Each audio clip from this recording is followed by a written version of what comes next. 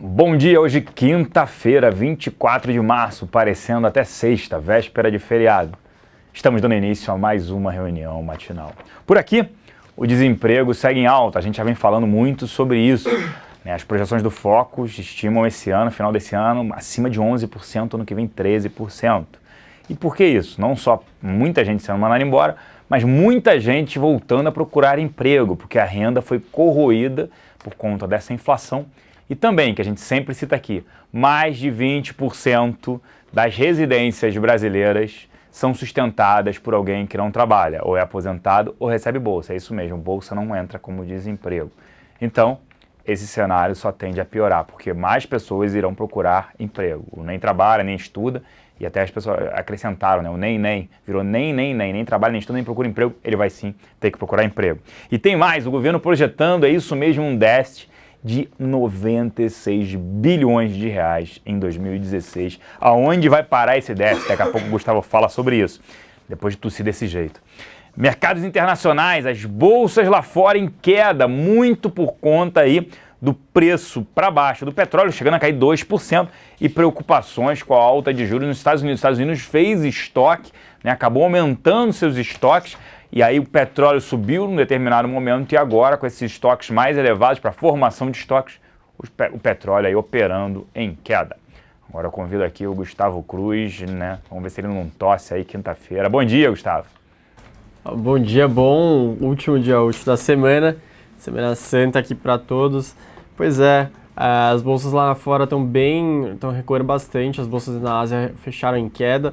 Alguma parte por conta ainda dos atentados de Bruxelas, ainda um pouco de aversão ao risco, mas muito também pelo que o Celso já adiantou da parte dos preços de petróleo em queda. E outra por conta da fala do dirigente do Fed de St. Louis, o Bullard, que também está falando hoje, e também está no mesmo tom, de que ele acredita que já em abril já seria ideal para o Fed já subir juros. O mercado já não coloca que em abril seria viável, mas toma essa fala como algo que torna mais próximo a possível nova elevação de juros nos Estados Unidos. Então, por isso está provocando as bolsas para baixo, levando com bastante força essa fala do Bullard, tanto ontem quanto agora pela manhã ele está falando também e com o mesmo tom. Então, bolsas na Ásia recuaram, bolsas na Europa estão com uma queda maior de mais que 1%, e as futuras de Nova York também estavam apontando para abertura em queda. Na Europa a gente teve dois resultados também ruins para acrescentar ainda tudo isso que a gente falou que leva as bolsas a recuarem. Um foi a confiança do consumidor na Alemanha, que caiu de 9,5 para 9,4, a expectativa era de estabilidade em 9,5, e outros são as vendas do varejo no Reino Unido, que recuaram 0,4%. Aí vem um pouco melhor do que os 0,8 esperados pelo mercado, mas de qualquer forma é um novo recuo. Indo para a parte doméstica agora, a gente teve agora pela manhã a PNAD contínua, ontem foi a última PME. A PNAD contínua é uma pesquisa que contempla mais regiões, é uma pesquisa então mais respeitada pelos economistas, por retratar melhor a situação do país.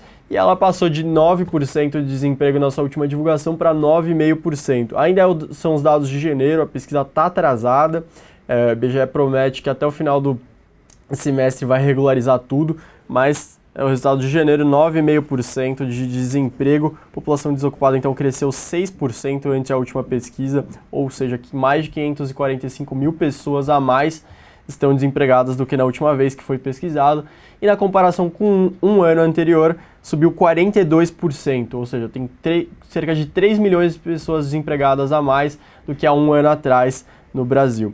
E a população ocupada recuou 0,7% na comparação anual, ou 656 mil pessoas a menos empregadas. O governo também apresentou ontem duas medidas em direções contrárias. Uma, ele projetou um déficit maior para esse ano, estava em 60 bi, passou para 96 bilhões de déficit projetado, sendo que ele ainda deixa no projeto de lei que ele vai enviar para o Congresso com esse déficit primário um espaço para de dedução da meta de 84 para 120 bilhões, então ele projeta 96 bi, mas acredita que pode chegar até 120 bilhões de do déficit fiscal. Então, bem ruim, bem crítico. Mais uma vez, o ajuste fiscal não foi feito. Mais uma vez, nada foi sinalizado para uma reforma estrutural, algo que realmente contém esses déficits sequenciais que a gente está tendo nos últimos anos.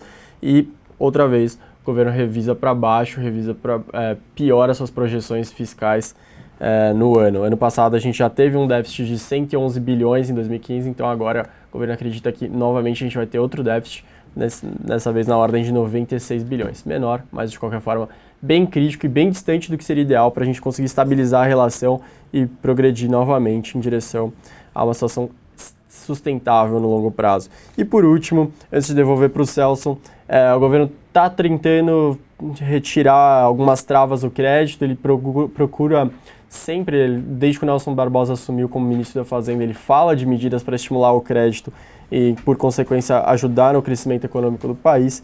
Então, a gente pode ver algumas coisas nos próximos dias. Então, a equipe econômica estuda reduzir a exigência de capital das instituições financeiras para todas as operações com até prazo de 48 meses. Então, vamos ver se isso vai realmente acontecer. Eles estão falando em flexibilizar compulsórios para ajudar a construção civil. São medidas que ainda estão sendo cogitadas, mas que podem surgir nos próximos dias e nas próximas semanas. Agora sim, com você, Celso, todo mundo, espero que aproveitem bastante o feriado. A gente se vê novamente aqui na segunda-feira.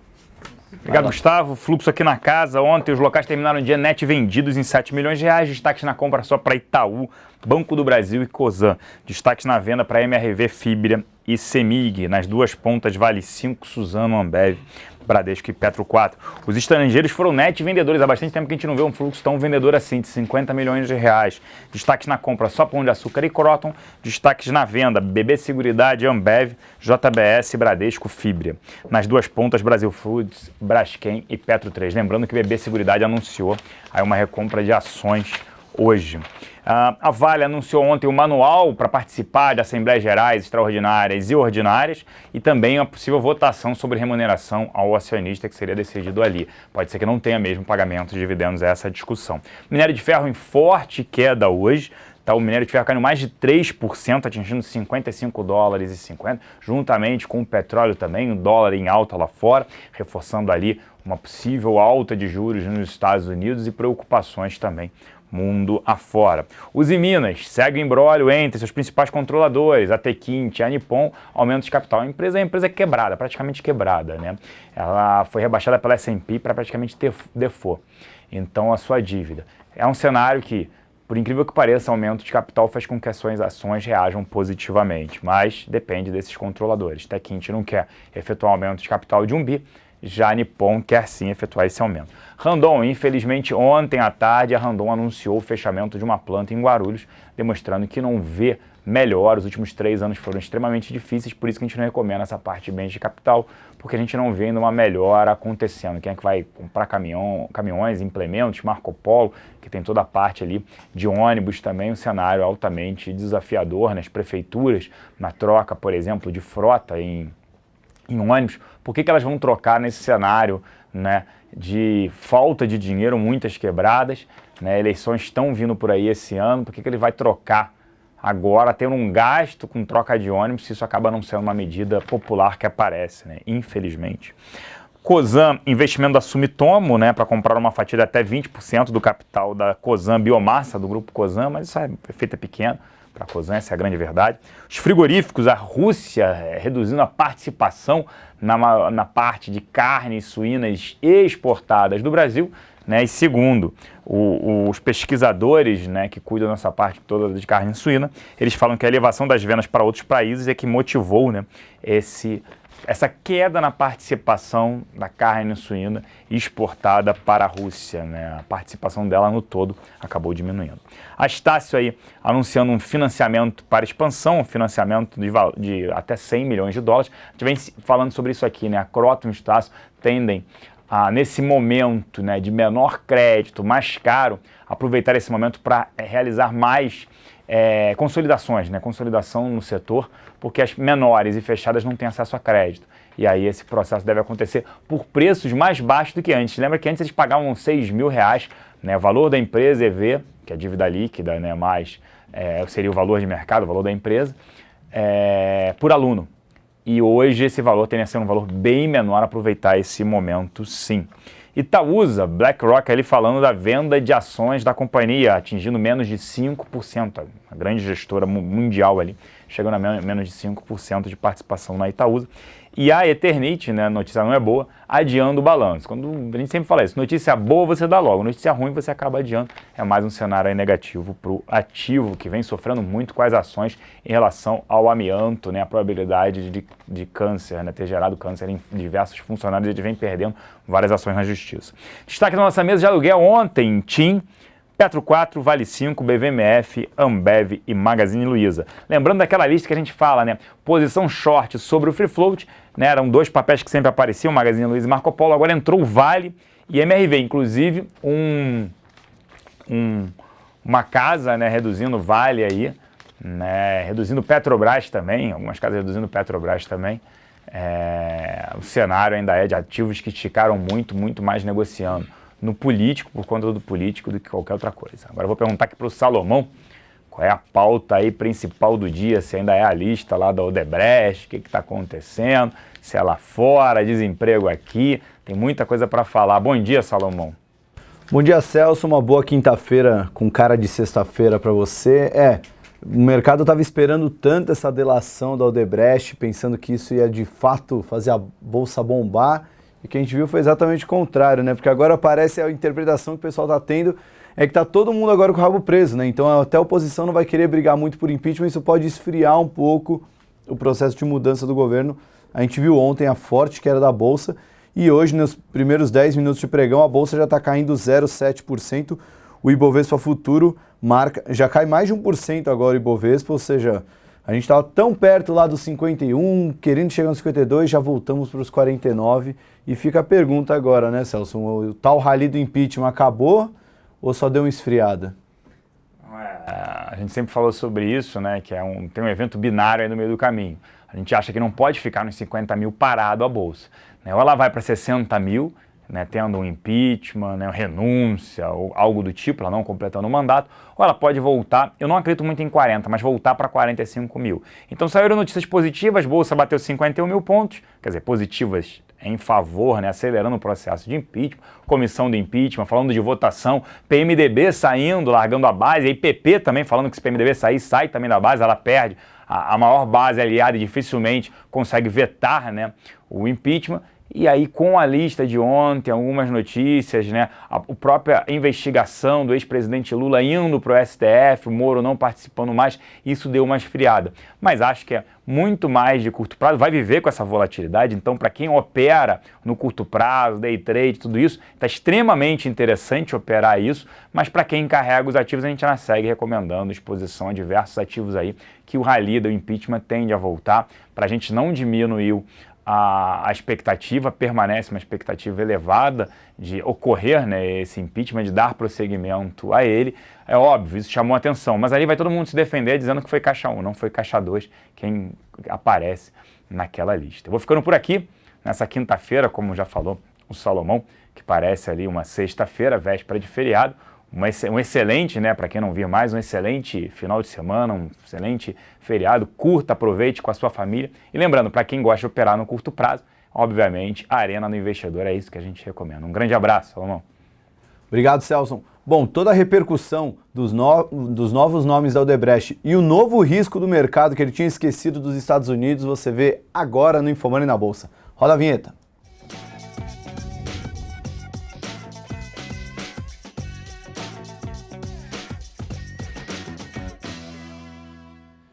Infomoney na Bolsa começando nessa quinta-feira, véspera de feriado. Hoje é dia 24 de março de 2016, são 10 horas e 11 minutos. É aquela véspera de feriado que todo investidor gosta, porque é feriado aqui e lá fora também, então nem vamos ter os ADRs para nos preocuparmos, para ver se Petrobras vai subir ou cair forte amanhã por causa do petróleo ou qualquer novidade. Nova York também vai estar fechado, então a gente não deve ter ADR para provocar aquele gap de abertura na segunda-feira. No entanto, o noticiário nessa quinta continua atribulado, a gente está vendo o Ibovespa caindo forte de novo e o mercado volta a falar de um risco tão velho que é estranho ver que ele apareceu de novo de repente. Simplesmente parece que o mercado esqueceu que o Federal Reserve está com o gatilho pronto para elevar os juros novamente. Isso vem voltando à tona com os discursos dos presidentes regionais do Federal Reserve. Isso está provocando uma queda não só no Ibovespa, como nas principais bolsas internacionais e o dólar se fortalecendo frente às principais moedas do mundo. Vamos falar de tudo isso agora, vamos falar também do Rally da Lava Jato e já deixo o convite, hoje o Visão Técnica vai ser transmitido gravado, depois de tanto tempo ao vivo a gente vai ter que fazer o Visão Técnica gravado hoje, isso porque vai ter programação no Infomoney TV até às 6h10, aí acabando a programação entra a gravação do Visão Técnica que está sendo gravado agora às 5 horas. Hoje a gente obviamente vai acabar falando desse repique negativo da Bolsa, se vale a pena acreditar numa entrada para esperar aquelas altas de todo mundo falando dos 60 mil pontos ou se o cenário está começando a ficar complicado no gráfico do Ibovespa. Bom, sem mais delongas, vamos falar de mercado. Nesse momento, 10 horas e 13 minutos, Ibovespa cai 1,82%, cotada a 48.786 pontos. Na semana, estamos caindo 4%. No mês ainda temos alta de 14% e no ano alta de 12,6%. Já o dólar futuro amenizou o movimento de alta, né? Está subindo 0,4%. Essa amenizada veio principalmente depois do resultado do leilão de swap. Não foi atendida todas as ofertas feitas pelo Banco Central, leilão de swap reverso. Então isso deu uma enfraquecida na alta do dólar, que já está na faixa de 3,70. Dá uma olhada nos principais ativos do Ibovespa. A maior alta do Ibovespa nesse momento é a Suzano subindo apenas 0,6, VEG e CPFL subindo 0,36 e 0,11, Equatorial estável e as outras 57 ações do índice em queda. Com o principal destaque negativo novamente para a Braskem. Ontem caiu 12%, o temor de que toda essa repercussão da Odebrecht afete a Braskem, que é controlada pela empresa. Já caiu 12 ontem, está caindo 5 hoje, na semana cai 14%, pior ação do Ibovespa na semana. Logo à frente, né? Vem Uzi Minas caindo 5, Banco do Brasil caindo 4, Petrobras 4, Gerdau 4, Cyrela 3,5, Cyrela teve resultado, Goal, CSN, Petrobras, Oi, Lojas Renner, Bradespar, todas caindo mais de 3%. O dia predominantemente negativo. Inclusive um resultado interessante ontem do Ibovespa, que mostra um pouco como o investidor acaba vendo esses momentos de maior pânico, né? As 3 maiores altas do Ibovespa, as 3 ações que subiram mais de 1% ontem, foram Raia Drogasil, Ambev e Ultrapar. Se a gente tivesse que fazer uma seleção dos melhores ativos da Bolsa, elencando eficiência dos resultados, resiliência na operação, setores mais imunes à crise, boa gestão de caixa, um bom management por trás, né? Poucas notícias polêmicas, vamos botar entre aspas as polêmicas, que tem pouco envolvimento tanto com política como com novidades tributárias. E você pega, se você fizer esse filtro, certamente vai ter Ambev, Ultrapar e Raia Drogasil, que são hoje os portos seguros da Bolsa. E ontem, no momento de maior pânico no mercado, foram os únicos 3 papéis que subiram e continuam subindo, né? Mesmo no rally do impeachment, eles apresentavam ganhos, né? Só que nesse começo de quinta-feira, nem Ambev, nem Raia Drogasil e nem Ultrapar se salvam, todas caindo entre 0,5% e 1% nesse começo de pregão. Bom, vamos dar o principal destaque aqui da pauta, como já falamos tanto de impeachment, vamos falar um pouquinho dos Estados Unidos. O Fed pode voltar a subir juros no mês que vem. Isso tem fortalecido o dólar em relação às principais moedas do mundo e também derrubado as bolsas internacionais. Já vem tendo um coro de que a alta de juros pode vir, né? Nessa semana, o presidente do Fed de Chicago, que é tradicionalmente dovish, né? Para quem não conhece as terminologias dos Estados Unidos, o dovish é o mais suave e o hawkish é o mais agressivo, né? A pomba é o dovish, o falcão é o hawkish. O presidente do Fed de Chicago, que é mais dovish, ele falou que 2 altas de juros nesse ano é uma ótima projeção. E se ele está pensando assim, então talvez o colegiado mais hawkish pode estar pensando em altas mais fortes nos juros nos Estados Unidos. E hoje, às 9h15 da manhã, saiu o discurso do presidente do Fed de St. Louis, o James Bullard. Ele juntou-se ao coro de autoridades que apontam o risco de pelo menos 2 altas de juros esse ano, com a primeira já em abril, no mês que vem. Então, alta de juros nos Estados Unidos, a gente não precisa falar o programa inteiro disso, mas é mais dinheiro para lá, porque é um porto seguro para os mercados internacionais, para o investidor institucional. Vai pagar um jurinho a mais, vai dinheiro para lá, com isso o dólar acaba se valorizando frente às outras divisas do mundo. E com a economia do jeito que está, acaba impactando as bolsas também. Bom, continuando no internacional, vamos falar de China. As corretoras chinesas voltaram a operar vendidas, né? As ações chinesas caíram mais de 1%, pressionadas pela notícia de que a mídia estatal falou que 35 corretoras domésticas retomaram suas atividades de venda a descoberto após um longo hiato, né? O mercado chinês proibiu a venda a descoberto, é uma boa alternativa para impedir que as ações caiam, né? Proíba os investidores de operar vendido, e agora eles puderam voltar a operar vendido e com isso as ações fecharam em queda. No Brasil, notícia velha que repercute hoje, né? Ontem, depois do pregão, o ministro da Fazenda, Nelson Barbosa, falou sobre a nova meta fiscal, usou muitas vezes a palavra frustração, e acho que frustração maior é para quem estava ouvindo, porque certamente mais uma readequação na meta fiscal que não soou bem aos ouvidos dos investidores, né? A proposta é reduzir a meta fiscal desse ano em 21,2 bilhões de reais, ou seja, a meta que era de 24 bilhões de reais, superávit, né, do governo central, caiu para 2,8 bilhões. Pior de tudo é que há uma flexibilização nessa meta que pode levá-la para um déficit de 96 bilhões de reais. E pelo andar da carruagem, a gente provavelmente vai estar bem mais próximo desse teto do déficit do que do superávit. Uma péssima notícia, né, para quem espera um impeachment para destravar todo o impasse econômico. Já vai, se tivermos de fato um impeachment, vai pegar um cenário muito pior do que do começo das discussões sobre troca de governo.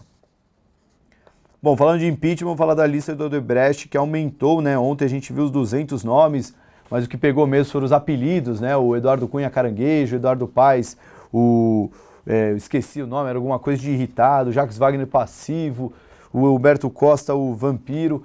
Muitos apelidos que ganharam a graça na internet, mas de fato o noticiário é bem sério, mostra bem claro que está todo mundo com o rabo preso, os ânimos à flor da pele em Brasília, isso pode esfriar o impeachment, já que muita gente envolvida em possíveis propinas Odebrecht. Como é que você vai questionar quem está no governo se você está com o rabo tão preso quanto os governantes? E noticiário dos jornais de hoje falaram que pelo menos mais 300 nomes devem ter nas planilhas Odebrecht. Ao todo, 24 partidos do governo do país estão com o nome na Odebrecht. Inclusive, ontem a Cristiane Lobo, da Globo.com, ela escreveu algo muito interessante, que falou que é uma tradição da família Odebrecht deixar tudo anotado, seja em papéis, seja em planilhas, e isso é que tem colocado os políticos extremamente cautelosos com o que a Polícia Federal pode encontrar. Bom, entre os nomes, não vou citar todos, né, obviamente, senão a gente vai ficar até 11 horas aqui falando, mas temos o Geraldo Alckmin, temos o Fernando Haddad, Eduardo Cunha, Renan Calheiros, o Paes, Pisciani, Sarney, Sérgio Cabral, Cid Gomes, tivemos o Serra também, tem muita gente nos nomes citados, né, Jacques Wagner, Aldo Rebelo, enfim, muita gente que apareceu tanto do lado do governo como do lado da oposição nessas planilhas Odebrecht.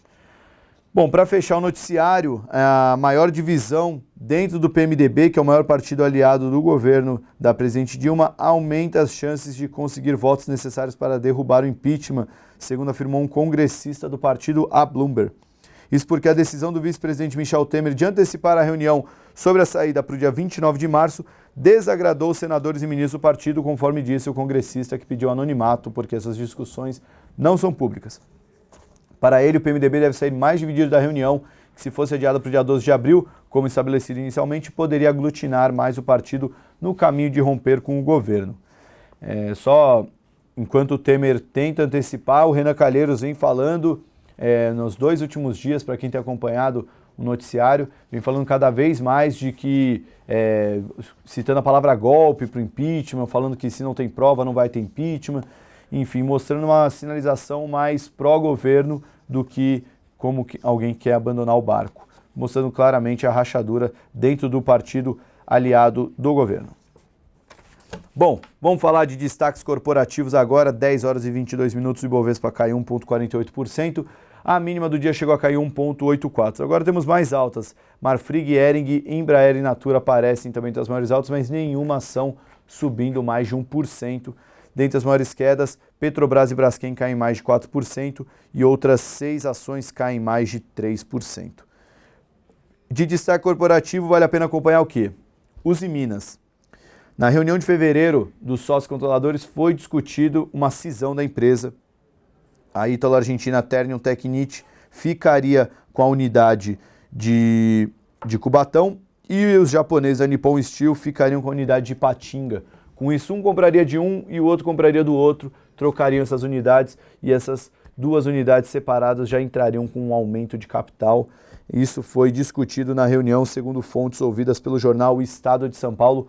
Uma das soluções buscadas para a Usiminas, que entrou no seleto grupo SD do rating da Standard & Poor's, né? A gente vê A, B, C, CCC, a Usiminas entrou no SD, que é a tradução, na tradução literal seria default seletivo. Basicamente, na visão da S&P, o adiamento do pagamento do principal da dívida que ela tinha com bancos para 120 dias foi equivalente a um calote, e por isso que ela entrou nessa característica de rating SD. Hoje os Usiminas cai 5%, cotada a 1,67. Agora falar de Vale. A Vale jogou na mão dos conselheiros a decisão sobre o que fazer com os dividendos, né? Vai ter uma reunião, vai ter uma assembleia no próximo dia 25 de abril. Ela emitiu um manual com 138 páginas, destacando que a remuneração ficará a critério do Conselho de Administração da empresa. Ainda sobre Vale, o minério de ferro caiu hoje entre 2,5% e 3%, dependendo do minério que você pegar. Do Porto de Qingdao caiu cerca de 2,5%, do Steel Index caiu cerca de 3%. Recomendações, o campo de recomendações hoje bastante movimentado, né? A gente teve o Bank of America elevando a recomendação de Vale para compra, acreditando que o minério já chegou no fundo do poço e começa a ver um ponto de reversão na geração de fluxo de caixa da empresa. E a Petrobras foi rebaixada para venda pelo Deutsche Bank. O Deutsche Bank atribuiu a recomendação à expectativa de resultados negativos tanto nesse ano como no próximo, que diminui muito a chance de dividendo. Isso também é associado ao dívida líquida sobre EBITDA, que continua crescente e preocupante para a empresa.